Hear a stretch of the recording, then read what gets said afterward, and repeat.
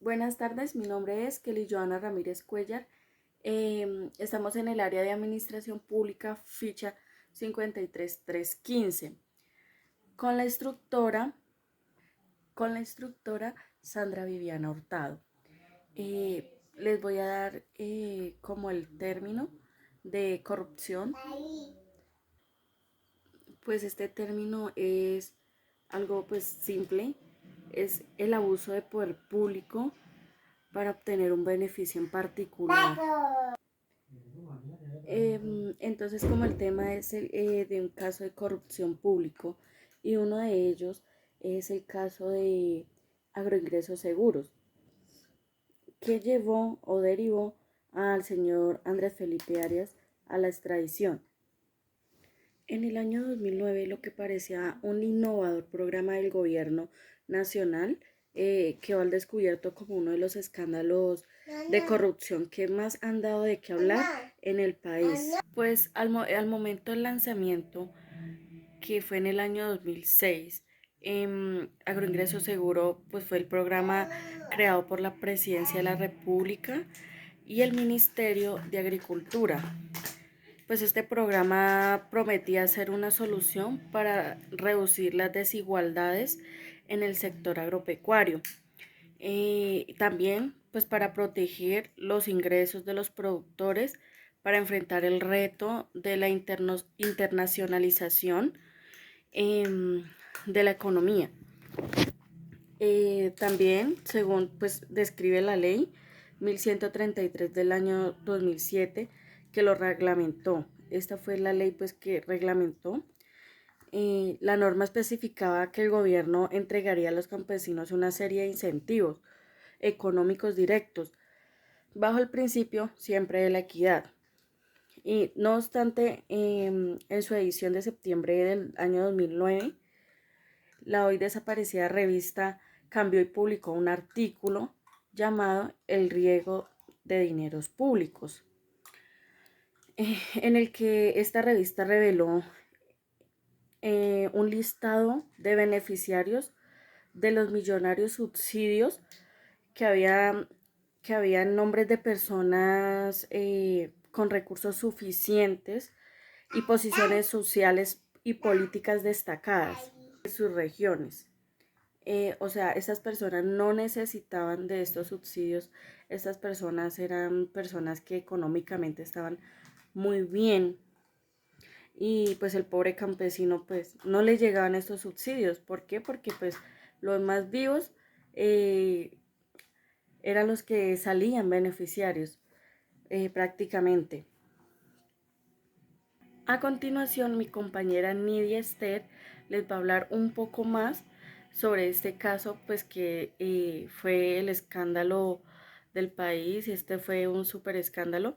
Ella pues les va a hablar un poco más y va a dar unas estrategias para que se pueden implementar para prevenir y sancionar la corrupción en el ámbito público. Muy buenos días, compañeros. Mi nombre es Nidia Esther Martínez Pérez. Soy estudiante de Administración de Empresas, homologada, sexto semestre. En el momento estoy cursando lo que es el área de Administración Pública, en el cual nos corresponde realizar este video correspondiente a un caso de corrupción. Nuestra ficha, junto con mi compañera Kelly Joana, es la 53315, ¿sí? Entonces, en este día vamos a hablar de lo que corresponde el caso de agroingreso. En este caso, nos vimos implicados o se vio implicado muchas personas del gobierno, entre ellos el más directo responsable de este desfalco, este caso de corrupción, es el exministro de Agricultura, Andrés Felipe Arias, que ya ustedes habrán visto muchas noticias acerca de lo que este caso ha causado y la controversia que se ha presentado. Entonces, a mí me corresponde hablar, o voy a hablarles el día de hoy, sobre las personas que fueron involucradas y implicadas en este caso. entre ellos personalidades tan conocidas y tan famosas como es la reina Valerie Domínguez. La reina Valerie Domínguez estuvo implicada en el mes de junio del 2011, ¿sí? Fue imputada por la Fiscalía por presuntamente haber incurrido en delitos de peculado por apropiaciones y delitos de apropiaciones en la modalidad de tentativa y falsedad en documento privado. En enero del 2013 fue absuelta por un juez en primera instancia y la decisión fue ratificada el 30 de mayo del 2014 por la Sala Penal del Tribunal Superior de Bogotá. Tras considerar que la exreina no actuó con dolo, sino con desconocimiento del- de dónde provenían estos recursos, ¿sí? Según ella, no tenía conocimiento de lo que se estaba manejando y de esos recursos de los cuales ella participó sin conocimiento previo de los manejos y los desvíos de los mismos. Igualmente, pues hubieron otras personas implicadas como la familia Dávila. La familia Dávila cuyos integrantes, bajo un preacuerdo con la Fiscalía, aceptaron su responsabilidad en el caso, ¿sí? Y fueron condenados a 20 y 22 meses de prisión, ya que pues ellos colaboraron con la Fiscalía y acordaron devolver esos dineros para no verse más implicados.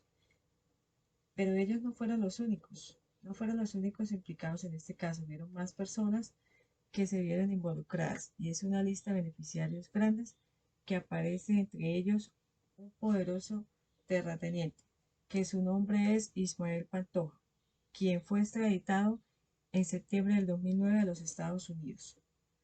Este personaje, como presunto responsable también de narcotráfico, recibió subsidios por 500 millones de pesos provenientes de estos dineros que estaban destinados para apoyar el campo, para realizar nuevos proyectos de ayuda al campesino. Entonces, en cabeza de la fiscal Viviana Morales, la fiscalía llama a interrogatorios a 23 funcionarios públicos que laboraban en el Ministerio de Agricultura y uno de ellos en el Instituto Colombiano de Desarrollo Rural. Además, fueron vinculados a este caso decenas de personas finqueras que se prestaban como testaferros para el manejo de estos dineros y el desvío de estos recursos. Y a quienes pues no todos se les comprobaron la culpabilidad, por lo tanto fueron absueltos. Entonces, y altos funcionarios, también se comprobó que altos funcionarios del gobierno, como el viceministro de Agricultura en ese entonces, Juan Camilo Salazar, condenado en el 2012, eh, condenado en el 2012 por hacer parte de, del desvío de esos recursos y junto con el exministro de esa cartera en ese momento, que era el ministro Andrés Felipe Arias, quien también fue condenado y extraditado a Estados Unidos. Bueno, ya viendo el análisis de toda esta situación, pues llegamos a la conclusión o pensamos que la verdad, así como este caso, han habido muchos y últimamente en Colombia se presentan a flor de piel y cada día más los casos de corrupción sin que tengan conclusión o que sin que se juzgue o se condene con sanciones severas. Una de las estrategias o dos estrategias que proponemos en nuestro video o nuestra opinión sería que para poder tener un mayor control de los recursos, de los proyectos y de estas personas corruptas, se propone que en el Congreso y en el Senado y la Cámara se reduzca la cantidad de integrantes que están generando ingresos y gastos al Estado y que aparte de eso no le es suficiente los dineros que se ganan con sus sueldos, sino que tienen que también desviar los recursos de proyectos importantes para el desarrollo y crecimiento del país. Entonces se propone como estrategia disminuir la cantidad de funcionarios en el Senado y en la Cámara de Comercio para así que el gobierno pueda tener un mayor control de estos recursos de estas personas y pueda haber un ente o un comité verificador o que realice auditorías a si en realidad los recursos de los proyectos están llegando a su verdadero destino para ser ejecutados en los presupuestos que se han presentado al gobierno. Otra de las estrategias posiblemente que puedan funcionar para disminuir la corrupción sería que las penas para las personas que se comprueben que son culpables del acto de corrupción sean mayores, sean significativas, tanto como sanciones económicas como sanciones de quitarles el título o el ejercicio público, que no puedan ejercer en ningún cargo público después de que se les compruebe el acto de corrupción. Entonces, esta es nuestra presentación. Muchas gracias por su atención, por el tiempo y nos agrada haber hablado de este caso. Espero les haya servido para que tener más conocimiento de cómo los casos de corrupción se presentan a diario. Muchas gracias. Feliz día. Chao.